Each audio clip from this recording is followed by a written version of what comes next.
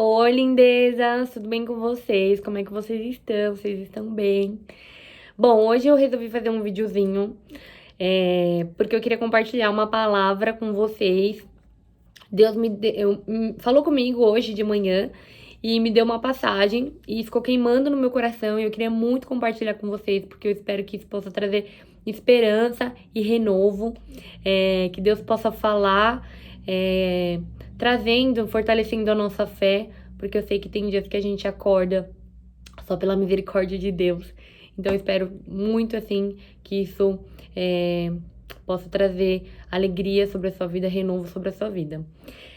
Bom, a passagem está em 2 Reis, capítulo 5, onde conta a história de Naamã, né? Naamã, ele era um homem que tinha lepra, né? Lepra, antigamente, era uma doença que ela não tinha cura. Era uma doença infecciosa, uma doença que causava ferida na pele das pessoas, né? E era dolorida, né? E aqui eu vou ler alguns trechos, não vou ler tudo, para vocês poderem entender melhor a história de Naamã. Aqui fala: Naamã, chefe do exército do rei da Síria, era um grande homem diante do seu senhor e de muito respeito, porque o senhor dera livramento aos sírios, e este era um homem valoroso, porém leproso.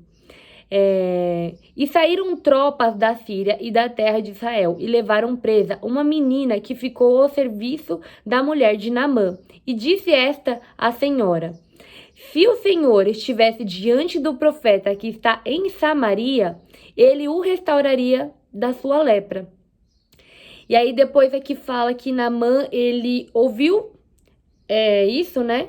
E como a lepra naquela época era uma doença que não tinha cura, eu creio que ali o coração dele se encheu de esperança.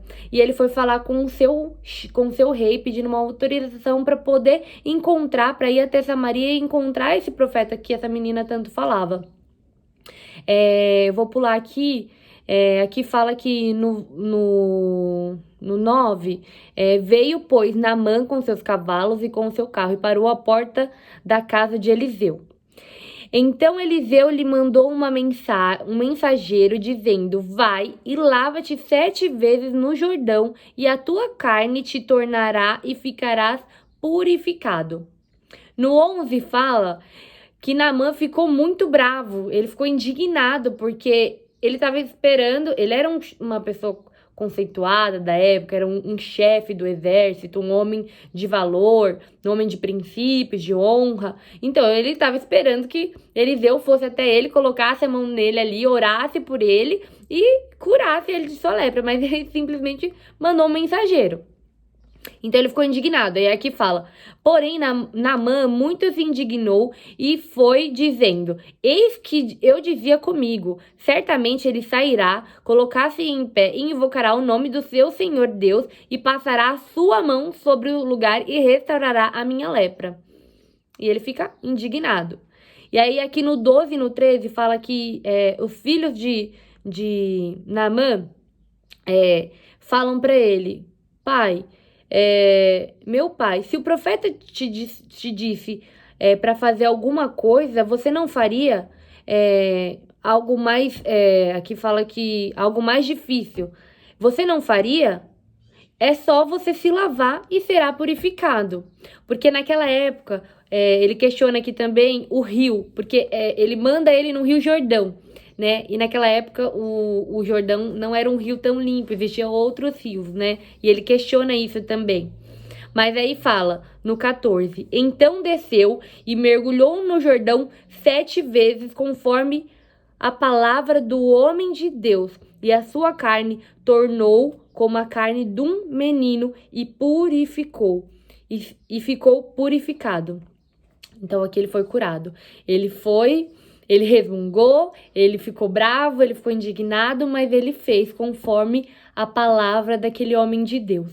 Então, o que Deus colocou no meu coração foi que quantas vezes, né, a gente tá como Naamã, a gente tá se sentindo doente, ferido. Por detrás da nossa armadura, a gente tem feridas, a gente tá se sentindo enfermo, a gente tá adoecido, a gente tá com aquela dor na alma, no coração. Muitas vezes a gente se faz de forte. Aqui fala que ele era um chefe do exército, então era um homem corajoso, um homem valente. Quantas vezes a gente tá assim na nossa vida? A gente quer se fazer de forte, de corajoso, mas por dentro, por dentro do nosso coração, da nossa alma, a gente tá doente, a gente tá sem esperança, a gente tá como se fosse uma lepra, a gente acha que a nossa situação, o nosso sentimento não há cura. Mas quando a gente busca, quando a gente vai atrás daquilo que a gente sabe que Deus tem pra gente, aqui fala que ele foi até aquele homem de Deus.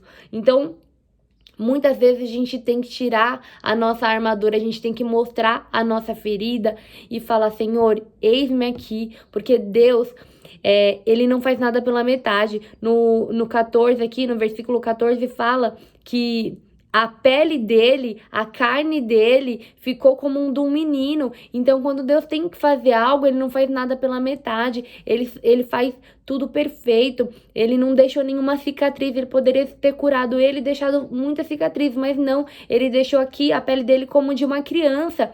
E aqui fala de uma criança porque eu acredito que não foi só em questão da pele, mas a transformação, o que Deus fez na vida dele, não só na pele, mas no coração, na alma, deixou como de um menino. O que é uma criança? Uma criança, ela tem inocência, uma criança, ela tem pureza. Então, Deus, ele purifica por inteiro. Então, eu não sei o que você tá passando, eu não sei a situação que você se encontra, não sei o que está dentro do seu coração. Às vezes, você é como um Naamã, você tem tudo, mas você tá falando, não, tem algo na minha alma me incomodando, eu tô doente por dentro, tem coisas que só você e Deus sabe. As pessoas olham pra você, te vê como uma pessoa forte, mas por dentro só você sabe como você tá. E você não vê esperança, porque você acha que essa lepra, que essa ferida, que essa dor, que essa situação, ela não tem saída. Mas pra Deus não existe causas impossíveis. Deus, ele é um Deus de milagre. Ele permite certas situações para que as pessoas possam ver que só ele é capaz de fazer. Então, não importa a situação que você esteja, não importa como você está, você precisa abrir o seu coração para Deus, porque ele é o único capaz de transformar a sua vida por inteiro. Esse vazio, essa dor que está na sua alma, no seu coração, só ele é capaz de transformar.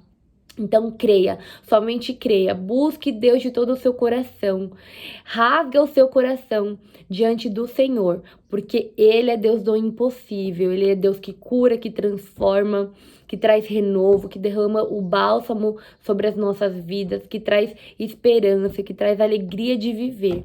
Então que em nome de Jesus você possa ser renovado pelo Espírito Santo de Deus, que você possa ser encorajado e ter a certeza de que Deus quer trazer a cura para a tua alma, tá?